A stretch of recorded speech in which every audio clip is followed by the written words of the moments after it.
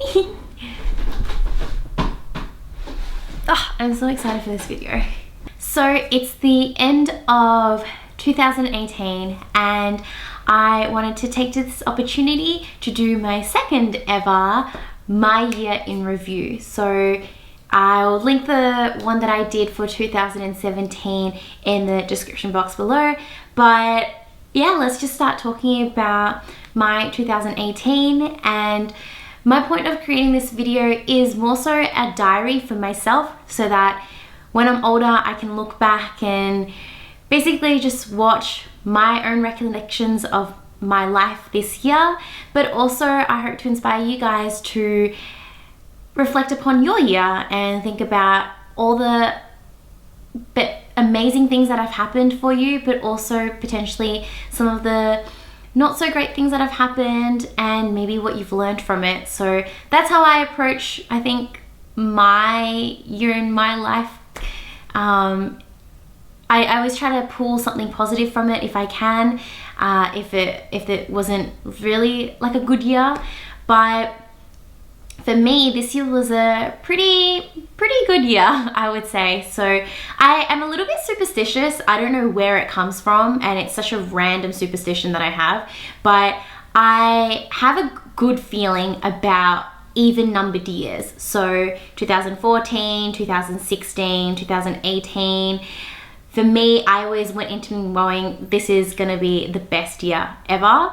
The superstition doesn't quite make sense because in 2017, I had an absolutely horrid year. It was actually one of the worst years of my life, to be honest. So, and I say that with a smile on my face, but really it wasn't a good time. And regardless, the superstition continues. And in 2018, I have to say that at least it did hold up and I had a pretty decent year. So what are some of the things that happened this year for me? Sorry, I just had to fix up the lighting a little bit.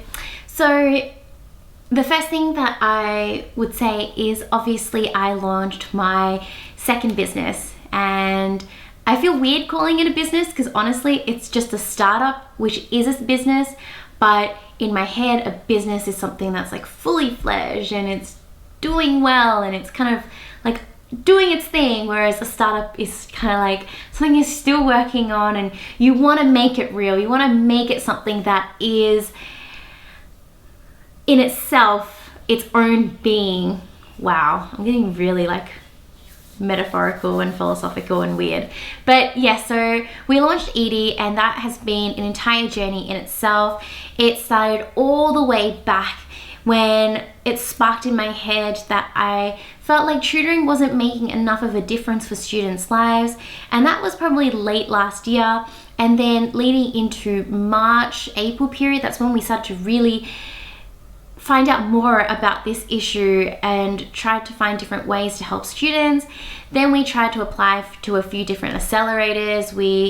I tried applying to the Melbourne Accelerator and the Monash Accelerator, and we didn't get into those because we also had a different startup idea that we used to apply for these accelerators rather than Edie. And then what happened was we realized that we should actually be focused on Edie because that was kind of always in the background and something I was always thinking about.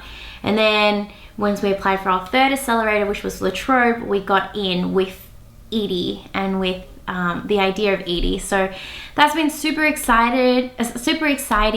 We received a $20,000 grant from La Trobe University, which was absolutely sensational. And so I'm really proud of what Josh and I have been able to accomplish this year when it comes to our baby Edie.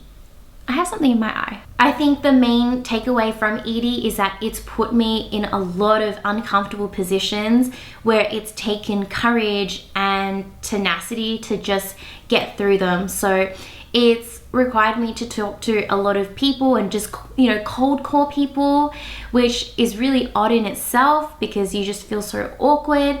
But I'm at the stage now where it's just like I don't get embarrassed about pretty much anything anymore. So I just have to do it. Otherwise, this startup isn't going to kick off the ground, and it's so heavily reliant on me. And I think that's what pushes me to keep being uncomfortable and keep challenging myself. So I feel like I've grown a lot from that.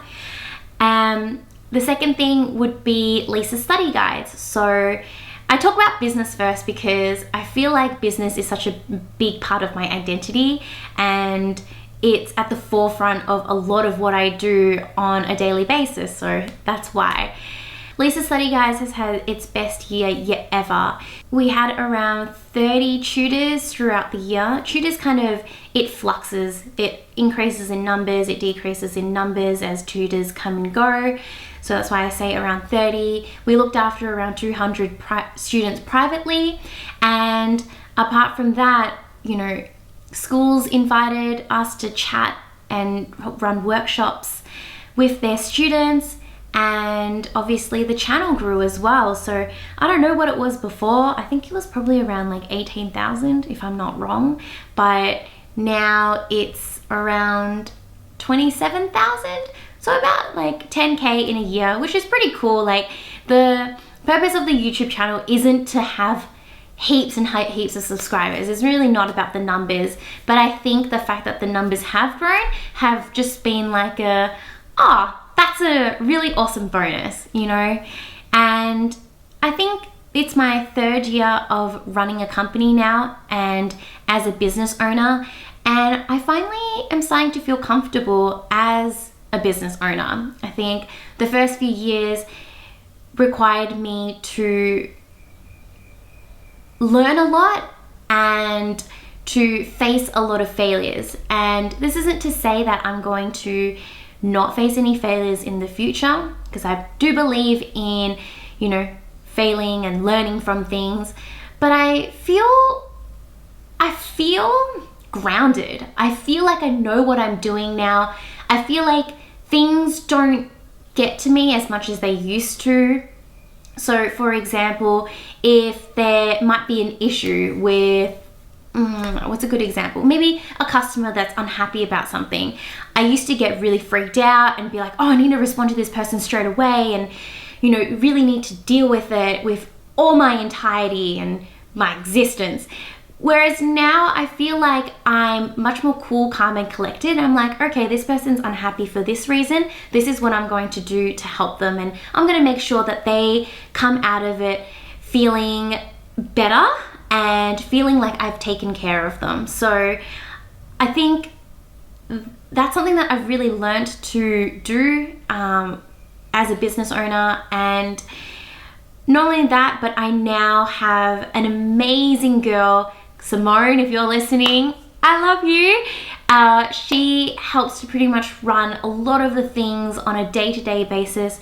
So I think in terms of being a business owner and delegating and having a team working for me, I think is something that I had to really learn how to do, and I think I'm doing it okay. The third thing is I traveled a lot and I bonded with the people that I care about. So I travel a lot, I think, year to year, and it was no exception this year. So this year I went to Vietnam and Cambodia with my mum for a few weeks. My parents grew up in Cambodia, so it felt like I was paying homage to my roots. My ancestry is all from China, but they moved down to Cambodia, and that's where my parents were born. And then during the Khmer Rouge period, they moved to Vietnam. So I think that entire journey was really sweet to spend it with my mom, who is getting older and she's reaching retirement soon. So I'm feeling more of this need to spend more time with her so that we can bond and so that we can improve our relationship as well. And yeah, I would say that I didn't really have high expectations, but man, Vietnam, yes, like I love Vietnam. I think Vietnam has amazing food, and it's just food where like you eat and you feel satiated, but you don't feel food coma because it's not like saturated with so much heavy carbs. Maybe it is, I don't know, but for me, I feel like after a few hours, you feel like you're ready to eat again, rather than eating like a massive cake and you're just like, gross, like I'm so done with my day, I don't want to eat anymore. So there was that. And then there's the fact that it's really, really nice weather. I love the warmth. So in that sense, Vietnam was definitely like a winner for me. So I'd recommend Vietnam to people who might be interested. And Cambodia itself was more on the side of historically amazing. So I got to see a lot of temples and got to appreciate that side of Cambodia's historical background. Along with this year, I did more self-development. I wouldn't say that anything was particularly revolutionary, but it was just a continuum of what I'd been working on last year. So reading was one of them, just reading as much as I could and learning about the world around us. So, you know, rather than reading like 10 books as I did last year, I read around 40 plus books this year. And on top of that, my fitness has been a journey as well. So last year, I'd only just started doing fitness at home, so doing HIIT workouts. And then I found that I wasn't benefiting anymore from the HIIT workouts at home, and I needed to do and use more equipment. So that meant that I joined up for the gym for the first time in my life. And I'd always previously resented and did not want to go to the gym because I just didn't really feel like it was for me, and I felt like everybody at the gym just kind of stares at each other, which they kind of do, and a lot of people were there just to like show off. But you know, that was an assumption, and that really isn't the case. I think if you just focus on yourself and focus on what you're doing, then it doesn't matter what anyone else is thinking or what they're doing, right? So I started to pick up weights. I am now following the Kayla Itzinus sweat app, but rather than doing her program, I am doing another girl's program, Kelsey Wells, I think her name is, and she does the weights program, which is called, I don't know, it's called Power. So basically, I'll show you. My phone is cracked. I'm gonna get a new phone soon. And so anyways, you can see that like there are 4 goals to hit for the week, which basically means you do 4 like routines, and you can choose out of any one of them. So you can see that I've already done shoulders and abs yesterday. So I really enjoy this program, and the reason why I enjoy it is because it kind of does all the hard work for you. I feel like I like the fact that I can just go into the gym and just have a program that's set out for me, that I don't have to make up on my own and use that mental energy. And the good thing is it times everything for you as well. So I really like that. So just to show you guys, this is chest and tries workout, and that's like kind of like the activation one where it's like warming up, and then there's like a pyramid. That's where all the hardcore stuff happens. And then your burnout, or like your, not burnout, is it called burnout? Tricep, sorry, my bad. See, I don't even know. And then your burnout, which is cool. So by that stage, you probably spent around like 45 minutes to an hour doing this workout. And yeah, like I've been going 3 to 4 times a week, and honestly, okay, I'm just gonna show you. Like, I did not have that muscle previously. I'm just gonna put it out there. That wasn't there. I used to be piss weak, and now at least there's something. So I feel like it's giving me a sense of empowerment, not just physically, but mentally as well. Like I feel good when I go out, and I feel good about my body, and to feel good is something that only makes you feel good about all the other things that are going on in your life as well. So yeah, if you guys want me to talk about my fitness journey, I'm more than happy to talk about it. Like it's still definitely continuing. The diet side of things, I'm still trying to figure out what's going on there. But yeah, it's been fun. And I think the last big like thing of this year was the fact that I was invited to do a TED Talk. So if I haven't had a video out on that already, then it will be coming out soon. But I basically got invited by Melbourne University, and my topic was the power of discontent. And overall, I am really proud of how it went, because I feel like I put in a lot of energy in my speech, and I knew that the TED Talk was important, not just because of the event itself, but it was an opportunity for me to say something that was outside the realms of what I usually do and what I usually talk about, and for me to deliver a message that I felt was powerful enough for the world to listen to, and something that they would want to listen to. So I really spent hours and hours on the TEDx talk, and there were people that I met there who were like, oh, I haven't had enough time, I'm probably just gonna wing it. And I was like, oh, I mean, you do you, but this is a TEDx talk. Like, do you not see what a big deal this is? And do you not like appreciate the weight of this event and what it means for you? So anyways, I'm just glad that I put in the time and I practiced on my delivery a lot, and ultimately I think that really it really delivered.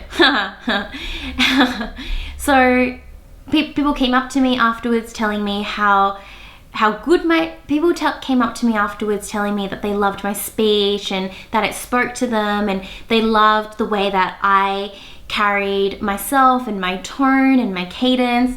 So yeah, I'm really proud of that, and I feel like I can officially say that I'm a good public speaker, and I would have never thought of that when I was like 16 and super shy and always super anxious going up and doing oral presentations. But yeah, it's a skill that I've got under my belt that I would love to explore more of. I'd love to do more speeches, and I would love to speak on bigger world stages if possible. Anyway, so that's my 2018.